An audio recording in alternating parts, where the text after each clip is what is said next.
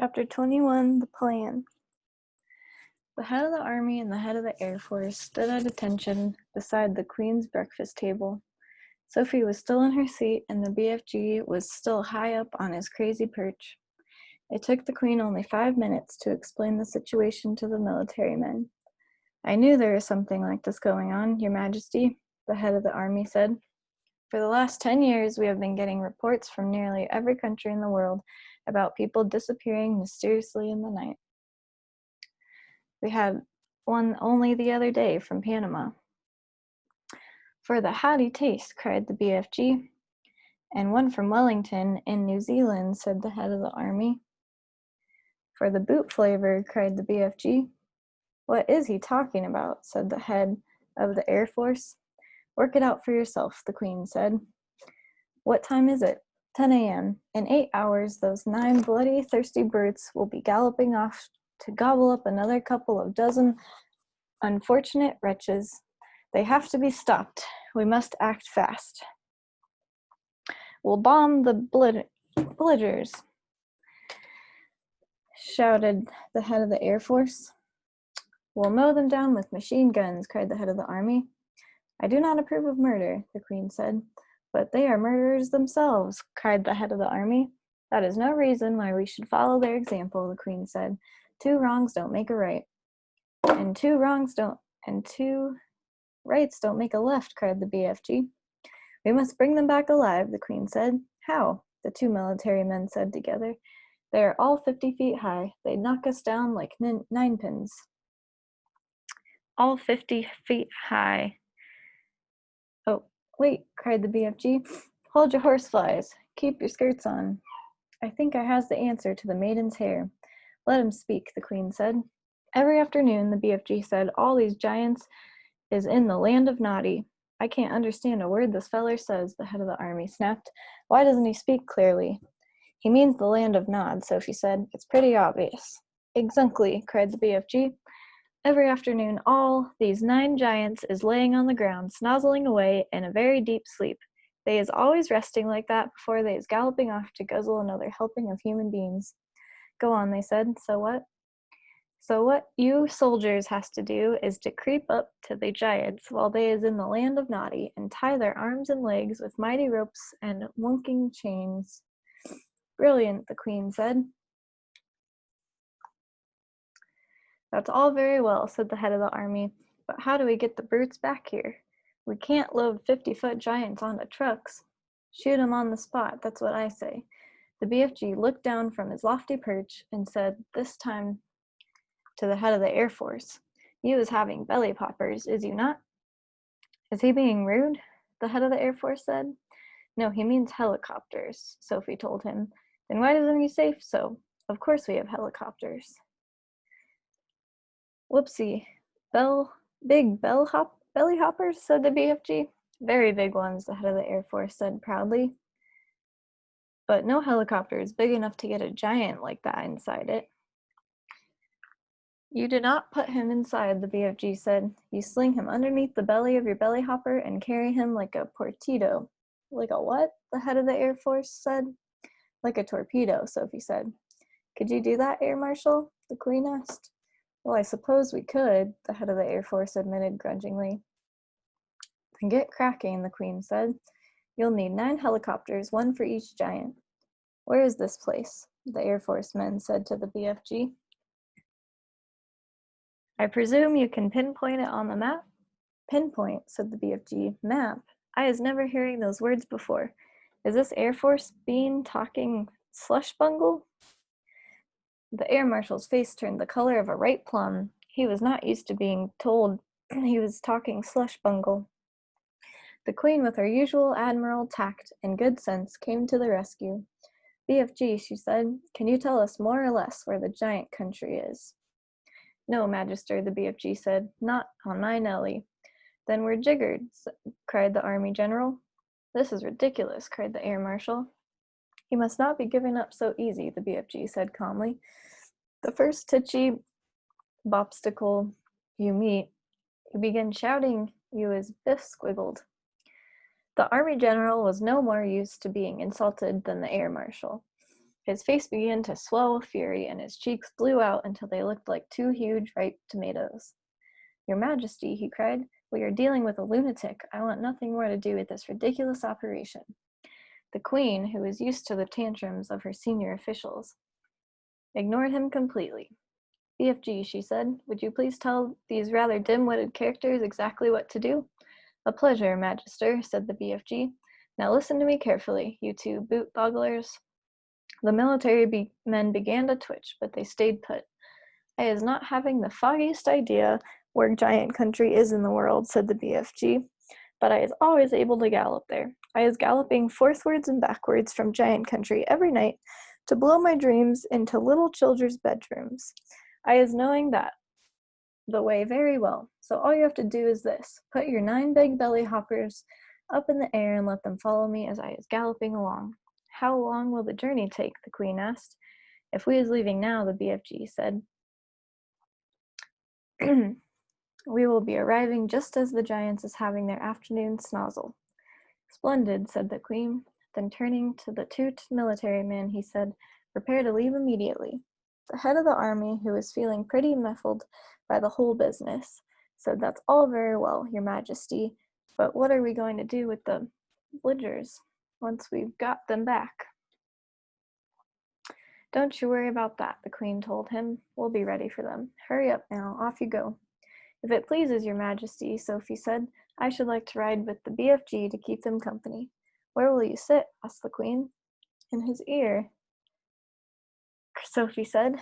"Show them, BFG." The BFG got down from his high chair. He picked Sophie up in his fingers. He swiveled his huge right ear until it was parallel with the ground. Then he placed Sophie gently inside it. The heads of the Army and the Air Force stood there goggling. The Queen smiled. "You really are rather wonderful, Giant," she said. "Magister," the BFG said, "I was wishing to ask a very special thing from you." "What is it?" the Queen asked. "Could I please bring back here in the belly hoppers all my collection of dreams? They has taken me years and years to collect, and I is not wanting to lose them." "Why, of course," the Queen said. "I wish you a safe journey." The BFG had made thousands of journeys to and from Giant Country over the years, but he had never in his life made one quite like this, with 9 huge helicopters roaring along just over his head. He had never before traveled in broad daylight either. He hadn't dared to. But this was different. Now he was doing it for the Queen of England herself, and he was frightened of nobody. As he galloped across the British Isles with the helicopters thundering above him, people stood and gaped and wondered what on earth was going on. They had never seen the likes of it before, and they never would again. Every now and then, the pilots of the helicopters would catch a glimpse of a small girl wearing glasses crouching in the giant's right ear and waving to them. They always waved back. The pilots marveled at the giant's speed and at the way he leapt across wide rivers and over huge houses. But they hadn't seen anything yet. "Be careful to hang on tight," the BFG said. "We is going fast as a fizzle crumb." The BFG changed into his famous top gear, and all at once he began to fly forward as though there were springs in his legs and rockets in his toes. He went skimming over the earth like some magical hop, skip, and jumper, with his feet hardly ever touching the ground. As usual, Sophie had to crouch low in the crevice of his ear to save herself from being swept clean away.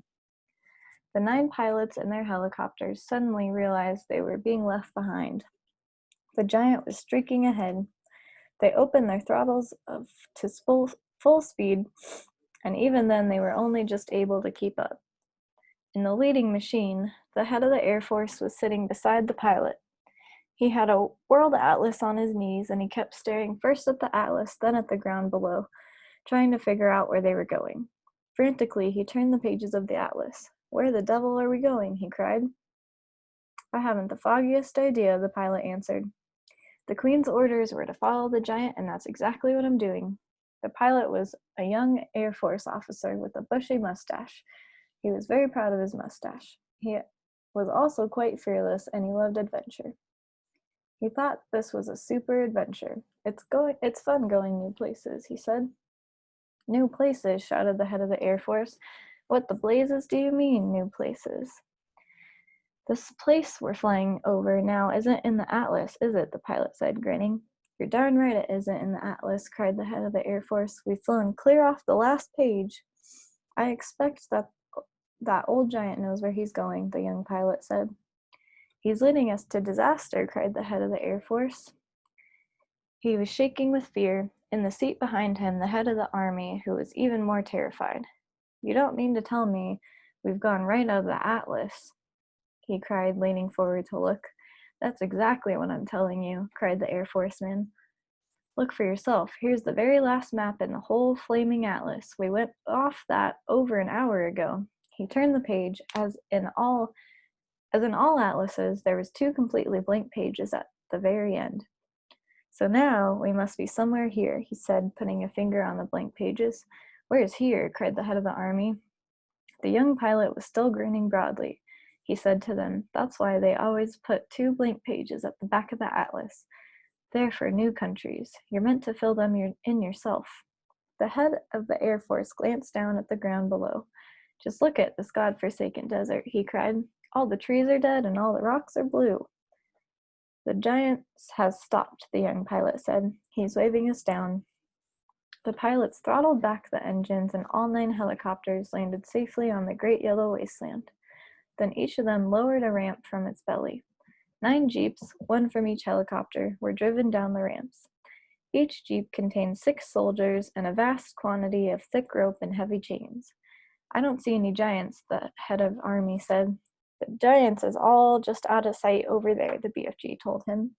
But if you is taking these swashbuckling, noisy belly hoppers any closer, all the giants is waking up at once, and then pop goes the weasel. So you want us to proceed by jeep, the head of the army said. Yes, the BFG said, but you must all be very, very hushy quiet. No roaring of mortars, no shouting, no mucking about, no piggery-jokery. The BFG, with Sophie still in his ear, trotted forward, and the jeeps followed close behind. Suddenly, the most dreadful rumbling noise was heard by everyone. The head of the army went pea-green in the face. Those are guns, he cried. There's a battle raging somewhere up ahead of us. Turn back, the lot of you. Let's get out of here. Pigs fizzle, the BFG said. Those noises is not guns. Of course they're guns, shouted the head of the army. I'm a military man, and I know a gun when I hear one. Turn back. Those is just the giants snortling in their sleep, the BFG said. I is a giant myself, and I know a giant's snortle when I is hearing one. Are you quite sure? The army man said anxiously. Positive, the BFG said. Proceed cautiously, the army man ordered. They all moved on. Then they saw them. Even at a distance, they were enough to scare the daylights out of the soldiers. But when they got close and saw what the giants really looked like, they began to sweat with fear. 9 fearsome, ugly, half-naked, 50-feet-long brutes lay sprawled out over the ground in various grotesque attitudes of sleep, and the sound of their snoring was indeed like gunfire in a battle. The BFG raised a hand. The jeeps all stopped. The soldiers got out. What happens if one of them wakes up? Whispered the head of the army, his knees knocking together from fear. If any one of them is waking up, he will gobble you down before you can say jackknife, the BFG answered, grinning hugely. Me is the only one they won't gobble up, because giants is never eating giants. Me and Sophie is the only safe ones, because I is hiding her if that happens. The head of the army took several paces to the rear. So did the head of the Air Force. They climbed rather quickly back into their jeep, ready to make a fast getaway if necessary. Go forward, men, the head of the army said. Go forward and do your duty bravely. The soldiers crept forward with their ropes and chains. All of them were trembling mightily. None dared to speak a word. The BFG, with Sophie, now sitting at the palm of his hand, stood near by watching the operation. To give the soldiers their due, they were extremely courageous. There were 6 well-trained, efficient men working on each giant, and within 10 minutes, 8 out of the 9 giants had been trussed up like chickens and were still snoring contentedly. The 9th, who had happened to be the flesh lump eater, was causing trouble for the soldiers because he was laying with his right arm tucked underneath his enormous body. It was impossible to tie his wrists and arms together without first getting that arm out from underneath him. Very, very cautiously, the 6 soldiers who were working on the flesh lump eater began to pull at the huge arm, trying to release it. The flesh lump eater opened his tiny piggy black eyes. "Which of you foul pesters is wiggling my arm?" he bellowed. "Is that you, you rotsome man-hugger?" Suddenly he saw the soldiers. In a flash he was sitting up. He looked around him. He saw more soldiers. With a roar, he leapt to his feet. The soldiers, petrified with fear, froze where they were. They had no weapons with them. The head of the army put his jeep into reverse. "Human beings," the flesh-lump-eater yelled. "What is all you flesh-bunking, rotsome, half-baked beings doing in our country?" He made a grab at a soldier and swept him up in his hand. "I is having early suppers today," he shouted, holding the poor squirming soldier at arm's length and roaring with laughter. Sophie, standing on the palm of the BFG's hand, was watching horror-struck. "Do something," she cried. "Quick, before he eats them." "Put that human being down," the BFG shouted. The flesh-lump-eater turned and stared at the BFG. "What is you doing here with all these gaudy twiglets?" he bellowed. "You is making me very suspicious." The BFG made a rush at the flesh-lump-eater, but with the colossal 54-foot-high giant simply knocked him over with the flick of a free arm. At the same time, Sophie fell off the BFG's palm onto the ground. Her mind was racing. She must do something. She must. She remembered the sapphire brooch the queen had pinned onto her chest. Quickly, she undid it. "I is guzzling you nice and slow," the flesh-lump-eater was saying to the soldier in his hand. "Then I is guzzling 10 or 20 more of you midgy little maggots down there. You is not getting away from me because I is galloping 50 times faster than you." Sophie ran up behind the flesh-lump-eater. She was holding the brooch between her fingers when she was right up close to the great naked hairy legs. She rammed the 3-inch long pin of the brooch as hard as she could into the flesh-lump-eater's right ankle. It went deep into the flesh and stayed there. The giant gave a roar of pain and jumped high in the air. He dropped the soldier and made a grab for his ankle. The BFG, knowing what a coward the flesh-lump-eater was, saw his chance. "You was bitten by a snake," he shouted. "I saw it biting you. It was a fearsome poisonous viper.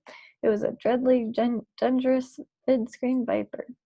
"Save our souls," bellowed the flesh-lump-eater. "Sound the crumpets. I is bitten by a suspicious venison mid-screen viper." He flopped to the ground and sat there howling his head off and clutching his ankle with both hands. His fingers felt the brooch. "The teeth of the dreadly viper is still sticking into me," he yelled. "I is feeling the teeth sinking into my anklet." The BFG saw his second chance. "We must be getting those viper's teeth out at once," he cried. "Otherwise you is deader than a duck soup. I is helping you." The BFG knelt down beside the flesh-lump-eater. "You must grab your anklet very tight with both hands," he ordered. "That will stop the poisonous juices from the viper going up your leg and into your heart." The flesh-lump-eater grabbed his ankle with both hands. "Now close your eyes and grittle your teeth and look up to the heaven and say your prayers while I is taking out the teeth of the venison viper," the BFG said. The terrified flesh-lump-eater did exactly as he was told. The BFG signaled for some rope. The soldier rushed it back to him with both of the flesh-lump-eater's hands gripping his ankle. It was a simple matter for the BFG to tie the ankles and hands together with a tight knot. "I was pulling out the frightsome viper's teeth," the BFG said as I pulled the knot tight. "Do it quickly," shouted the flesh-lump-eater, "before I is poisoned to death." "There we is," the BFG said, standing up. "You can look now." When the flesh-lump-eater saw that he was trussed up like a turkey, he gave a yell so loud that the heavens trembled. He rolled and he wiggled and he fought and he figgled, he squirmed and he squiggled, but there was not a thing he could do. "Well done, you," Sophie cried. "Well done, you," said the BFG, smiling down at the little girl. "You is saving all of our lives." "Will you please get that brooch back for me?" Sophie said. "It belongs to the queen." The BFG pulled the beautiful brooch out of the flesh-lump-eater's ankle. The flesh-lump-eater howled. The BFG wiped the pin and handed it back to Sophie. Curiously, not one of the other 8 snoring giants had woken up during this snizzle. When you was only sleeping 1 or 2 hours a day, you was sleeping extra doubly deep," the BFG explained. The heads of the Army and the Air Force drove forward once again in their jeep. "Her Majesty will be very pleased with me," the head of the Army said. "I shall probably get a medal. What's the next move?" "Now you is driving over to my cave and Load up my bottles of dreams, the BFG said. We can't waste time on that rubbish, the Army General said. It is the Queen's order, Sophie said. She was now back on the BFG's hand. So the 9 jeeps drove across the BFG's cave, and the great dream loading operation began. There were 50,000 jars in all to be loaded up, more than 5,000 in each jeep, and it took over an hour to finish the job. While the soldiers were loading their dreams, the BFG and Sophie disappeared over the mountains on a mysterious errand. When they came back, the BFG had a sack the size of a small house slung over his shoulder. What's that you've got in there? The head of the army demanded to know. Curiosity is killing the rat, the BFG said, and he turned away from the silly man. When he was sure that all his precious dreams had been safely loaded onto the jeeps, the BFG said, now he is driving back to the belly poppers and picking up the frightsome giants. The jeeps drove back to the helicopters. The 50,000 dreams were carried carefully, jar by jar, onto the helicopters. The soldiers climbed back on board, but the BFG and Sophie stayed on the ground. Then they all returned to where the 9 giants were lying. It was a fine sight to see them. These great air machines hovering over the trussed up giants. It was an even finer sight to see the giants being woken up by the terrific thundering of the engines overhead, and the finest sight of all was to observe those 9 hideous brutes squirming and twisting about on the ground like a mass of mighty snakes, and as they tried to free themselves from their ropes and chains. I is slush bunkled, roared the flesh feeder. I is squiz wiggled, yelled the child chewer. I is swag swallowed, bellowed the bone cruncher. I is goose grungled, howled the man hugger. I is gunzel swiped, shouted the meat dripper. I is flunk gungled, screamed the maid masher. I is slap groggled, squawked the gizzard gulper. I is crog swinkled, yelled the blood bottler. I is bump muggered, screeched the butcher boy. The 9 giant carrying helicopters each chose a separate giant and hovered directly over him. Very strong steel hawsers with hooks on the ends of them were lowered from the front and the rear of each helicopter. The BFG quickly secured the hooks to the giants' chains, one hook near the legs and the other near the arms. Then very slowly the giants were winched up into the air, parallel with the ground. The giants roared and bellowed, but there was nothing they could do. The BFG, with Sophie once more resting comfortably in his ear, set off at a gallop for England. The helicopters all banked around and followed after him. It was an amazing spectacle, those 9 helicopters winging through the sky. Each was tussled up, 50-foot-long giant slung underneath it. The giants themselves must have found it an interesting experience. They never stopped bellowing, but their howls were drowned by the noise of the engines. When it began to get dark, the helicopters switched on powerful searchlights and trained them on the galloping giant so as to keep him in sight. They flew right through the night and arrived in England just as dawn was breaking. Feeding time. While the giants were being captured, a tremendous bustle and hustle was going on back home in England. Every earth digger and mechanical contrivance in the country had been mobilized to dig the colossal hole in which the 9 giants were to be permanently imprisoned. 10,000 men and 10,000 machines worked ceaselessly through the night under powerful arc lights, and the massive task was completed only just in time. The hole itself was about twice the size of a football field and 500 feet deep. The walls were perpendicular, and engineers had calculated that there was no way a giant could escape once he was put in. Even if all 9 giants were to stand on each other's shoulders, the topmost giant would still be some 50 feet from the top of the hole. The 9 giant carrying helicopters hovered over the massive pit. The giants, one by one, were lowered to the floor, but they were still trussed up. Now came the tricky business of releasing them from their bonds. Nobody wanted to go down and do this, because the moment a giant was freed, he would be sure to turn on the wretched person who had freed him and gobble him up. As usual, the BFG had the answer. I has told you before, he said, giants is never eating giants, so I is going down and I shall untie them myself before you can say Rack Jobinson. With thousands of fascinated spectators, including the Queen, Peering down into the pit, the BFG was lowered on a rope. One by one, he released the giants. They stood up, stretched their stiffened limbs, and started leaping about in fury. "Why is they putting us down here in this slogging hole?" they shouted at the BFG. "Because you is guzzling human beings," the BFG answered. "I is always warning you not to do it, and you is never taking the titchiest bit of notice." "In that case," the flesh lump eater bellowed, "I think we is guzzling you instead." The BFG grabbed the dangling rope and was hoisted out of the pit just in time. The great bugling sack he had brought back with him from Giant Country lay at the top of the pit. "What's in there?" the Queen asked him. The BFG put an arm into the sack and pulled out the gigantic black and white striped object, the size of a man. "Snozzcumbers," he cried. "This is the repugnant Snozzcumber, Magister, and this is all we is going to give these disgustive giants from now on." "May I taste it?" the Queen asked. "Don't, Magister, don't," cried the BFG. "It is tasting of trog filth and pipsquibble." With that, he tossed the Snozzcumber down to the giants below. "Here's your supper," he shouted. "Have a munch on that." He fished out more Snozzcumbers from the sack and threw them down. The giants below howled and cursed. The BFG laughed. "It serves them right and left and center," he said. "What will we feed them on when the Snozzcumbers are all used up?" the Queen asked him. "They is never being used up, Magister," the BFG answered, smiling. "I is also bringing in this sack a whole bundle of Snozzcumber plants, which I is giving, with your permission, to the royal gardener to put in the soil. Then we is having an everlasting supply of this repulsant food to feed the thirst-bloody giants on." "What a clever fellow you are," the Queen said. "You are not very well educated, but you are really nobody's fool. I can see that." The author.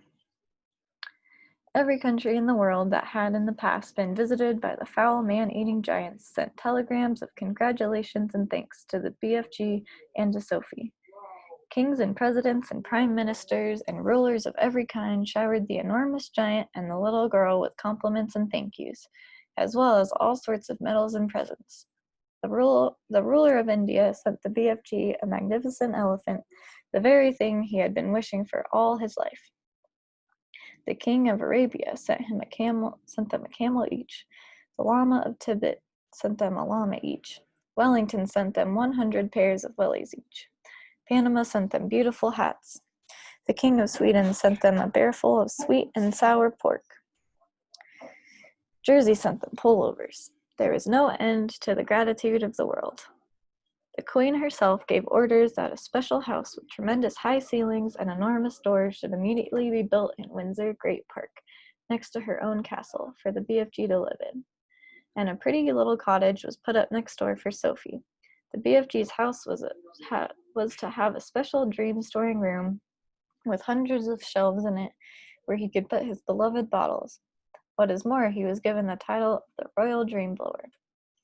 He was allowed to go galloping off to any place in England on any night of the year to blow his splendid fizz-wizards in through the windows to sleeping children.